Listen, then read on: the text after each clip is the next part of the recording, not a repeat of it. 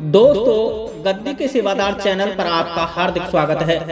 आज हम बात करते हैं एक ऐसी शक्ति के बारे में जिसकी कृपा से धीरेन्द्र कृष्ण शास्त्री जी या यूं कहें बाबा बागेश्वर वाले विश्व प्रसिद्ध हो गए। जो शक्ति पूजा बताने में, किसी की मन की बात बताने में या किसी का भी भूत भविष्य व वर्तमान बताने में सबसे अग्रणी स्थान रखती है। बहुत ही स्वात्विक शक्ति है, बहुत ही धर्मी शक्ति है, अर्थात धर्म पर चलने वाली ये शक्ति मूलतः शुद्ध व भगवान के प्रति पूर्ण रूप से समर्पित होती है। यह इतनी गजब की शक्ति होती है कि यदि साधक पर इसकी कृपा हो जाए तो संसार में यश, कीर्ति, धन, वैभव, मान, सम्मान उस व्यक्ति का इस पूरे संसार में होता है, परंतु वह साधक लहसुन प्याज तक भी अपने जीवन में नहीं खा सकता, क्योंकि यह पूर्णतः शुद्ध शक्ति होती है।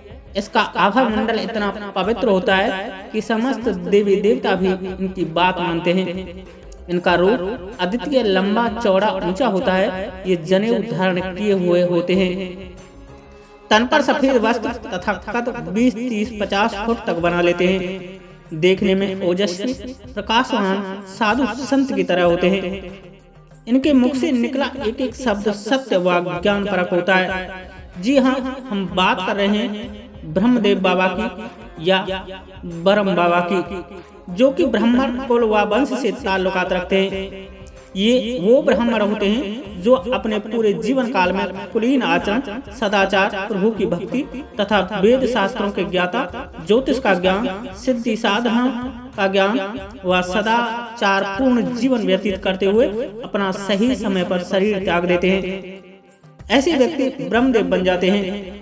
जैसा कि नाम से ही आपको विदित हो रहा होगा, ऐसा ब्राह्मण जो देवताओं जैसे गुण रखता हो।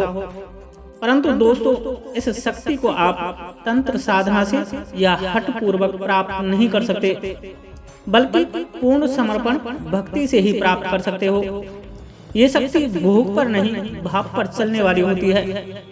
आपका भाव जन कल्याण का होगा, मन पवित्र होगा, निर्मल होगा, तभी ये आपके पास आ सकते हैं, वरना नहीं। इनकी कृपा होने पर आपको किसी भी प्रकार की साधना करने की जरूरत नहीं पड़ती। दोस्तों, ब्रह्मदेव बाबा को आप आदेश नहीं दे सकते, बल्कि इनसे ही आपको आदेश देने की आवश्यकता होती है। यदि आप इनको गुरु रूप में इनका आदर सम्मान करते हैं तो दोस्तों, ये आपको ऐसा मार्ग दिखाते हैं कि संसार की कोई भी शक्ति नहीं दिखा सकती। कारण है इनके पास ज्योतिष का ज्ञान होने की वजह से, शास्त्रों व वेदों का ज्ञान होने की वजह से, सिद्धि व साधनाओं का ज्ञान होने की वजह से, जो इन्होंने अपने जीवित काल में प्राप्त किया था। ये जिस साधक के पास होते हैं और कोई उस साधक के पास अपने व अपने घर के बारे में इनके भक्त से पूछता है तो ये अपनी ज्योतिष गणना व सिद्धि साधना की शक्ति से उस व्यक्ति का पूरा बायोडाटा अपने सेवक को बताते हैं, और सेवक उस व्यक्ति को ये उन सब गुण रहस्यों को बता देते हैं जो केवल खुद वही व्यक्ति जानता था।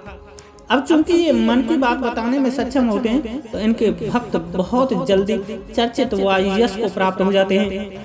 जैसे कि उदाहरण के तौर पर बाबा बागेश्वर वाले धीरेन्द्र कृष्ण शास्त्री जी, उनके पास उनके खुद के बाबा सन्यासी बाबा या यूं कहें ब्रह्मदेव बाबा की शक्ति है। विश्वास नहीं है तो पता कर लेना कि कहीं ना कहीं इनके वो बाबा ज्योतिष का अच्छा ज्ञान रखते होंगे। जब वो जीवित थे, प्रभु के प्रति समर्पण रहे होंगे, शक्ति साधना करने वाले रहे होंगे, हनुमान जी के भक्त रहे होंगे। इधर बाबा धीरेन्द्र कृष्ण शास्त्री बचपन से ही पूजा पाठ में तल्लीन, मन निर्मल, भगवान के प्रति पूर्ण निर्मलता के साथ समर्पण भाव रहा होगा, और इनके स्वयं के बाबा हैं, इसलिए उनसे इनका ब्लड रिलेशन है, जैसे कि हमारे पितरों के साथ होता है। इधर सेवक व शक्ति में वैचारिक समानता है, अर्थात उनके कर्म व लक्षण एक दूसरे से मेल खाते हैं। इसलिए वो शक्ति या यूं कहें कि जैसे हमारे पितर हमारे शरीर पर सवारी देते हैं जब हम उनकी सेवा करते हैं, वैसे ही बाबा बागेश्वर के पास उनके ही पितृ बाबा की कृपा है। अब चूंकि वह सामान्य पितरों से श्रेष्ठ व धर्मी, ज्योतिष को जानने वाले, शक्ति साधनों को जानने वाले दिव्य आत्मा हैं और ब्राह्मण कुल से हैं, इसलिए इनको हम ब्रह्मदेव के नाम से व्यक्त करेंगे। दोस्तों, ब्रह्मदेव बाबा की जिस पर भी कृपा होती है, ये अपने भक्त की हर समस्या का हल निकाल कर देते हैं। कुछ भी पूछना हो उसका सटीक जवाब देते हैं। और हाँ दोस्तों, ये अपने भक्त के लिए किसी भी देवता की साधना, विधि विधान, नियम, मंत्र सब कुछ बताते रहते हैं। ये आने वाली घटनाओं को पूर्व आभासित करा देते हैं।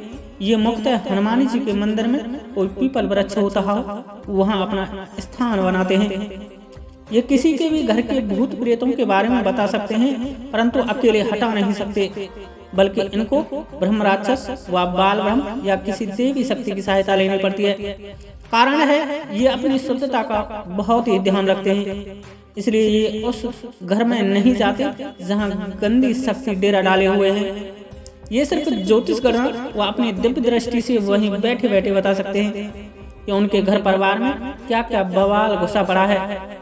ये सूचना अपने सेवक को देते हैं। अब यदि सेवक को उस घर से नकारात्मक शक्ति हटानी है तो इनसे कहना पड़ेगा, और ये फिर अपनी सेना भेजते हैं जिसमें उस गांव खेड़े की बहुत सी शक्तियां होती हैं।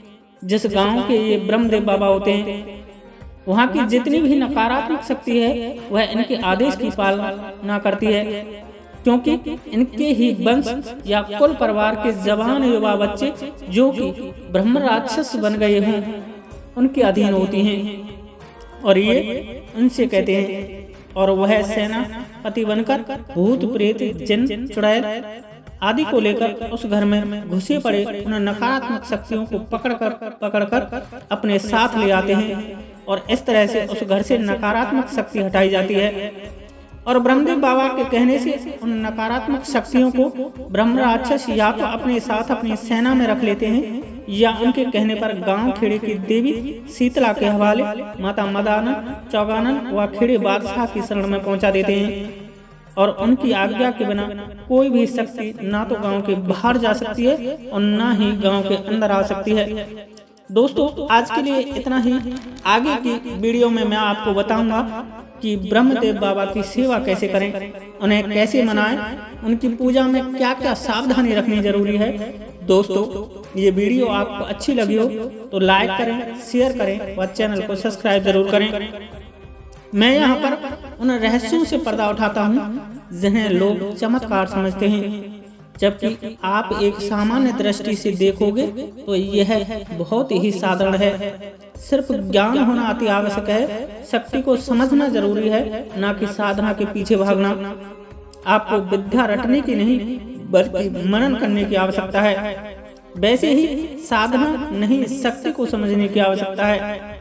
एक बात याद रखना दोस्तों, कोई भी शक्ति भोग की भूखी नहीं होती, बल्कि भाव की भूखी होती है। यदि वह स्वात्विक शक्ति है और देवीय शक्ति है, और यदि वह तामसिक शक्ति है तो भाव नहीं, आपके काम के बदले अपना भोग मांगेगी।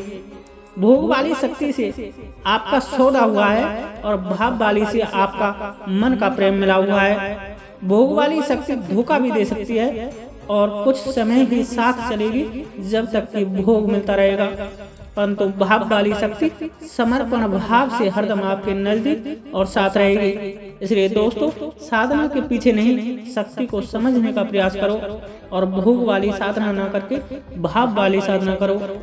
यही सिर्फ युक्त मुक्ति का मार्ग है। जय श्री राधे, जय श्री कृष्ण, जय माता की, जय गद्दी के सेवादार की।